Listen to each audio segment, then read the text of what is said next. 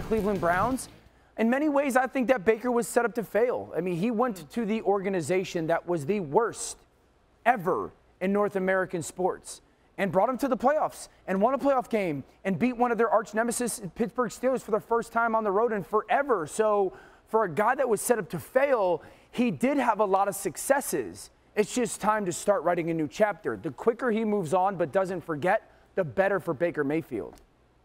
You know, I applaud him, Dan, for realizing and understanding where he's at, but also recognizing that he was disrespected and he feels a certain way. You got to applaud. You got to look at that and applaud him for stepping up and saying something to everybody that wants to know his feelings.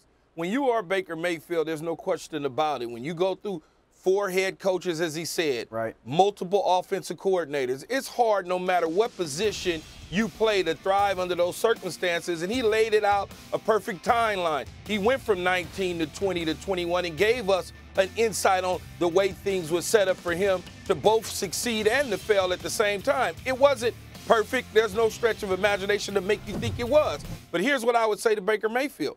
Like you said, Dan, move on now. Let's turn the page. Let's look forward to doing something with our career, because your career is not over. It's just getting started. Right. You may land in a better place in the future that gets your career back on track. Keyshawn is going to roll his eyes right now because it's going to take me less than 10 seconds to bring up Tom Brady's name, but I'm going to do it anyway. The 199th pick in the NFL draft continues to remember that exact fact about his draft status to this day, and it continues to drive him because he felt like he was disrespected by every single team in the NFL.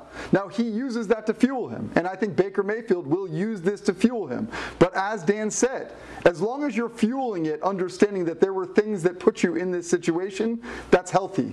Otherwise, maybe it's not. But accountability is as important as recognizing that, yes, he was disrespected. So I think that this will motivate him, and I don't think that a team will look at this and be fearful of signing him because of the things he said. Ultimately, they will understand that he is going to come into their team with a chip on their shoulder.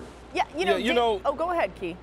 No, I was going to say, when a coach looks you, or a general manager, and you know this, Dan, when they look you in the eyes and they tell you something, you believe that until they show you something different.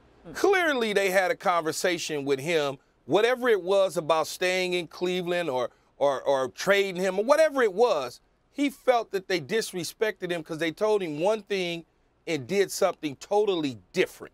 And he wouldn't tell us that if that wasn't the case. Sure. Yeah, and it feels like some of that has been bubbling for a while, if that's maybe the way that you could put it. The interesting thing, Dan, we were talking about how he would fit into a locker room, and we'll get to some teams later in the show. You don't want to miss that. But I do think one of the things about Baker, for those of us who've covered him for years, even all the way back to his college days, he's the walk-on. He's the guy that had to prove it, always the chip on his shoulder. And that's usually the time when he plays the best and has something to prove. But is that act at the NFL level getting tired? Absolutely. And the NFL is notorious for being the league that you either come into humble or it will humble you. And I think this is one of those moments that Baker has to be humbled by. I would actually push back a little bit in what Jeff was saying when he's kind of intimating that teams aren't going to, maybe use this against Baker Mayfield. I don't think the Browns moved on from Baker strictly from a football sense. I absolutely believe that there was off the field and non-football stuff that played its part. And he's got to be aware of that because there are teams contemplating right now, and you talked about it, we're going to get into some of these teams towards the end of the show, over the next 2 weeks. Is it better for us to draft X player at that position or to go use X pick and trade for Baker Mayfield?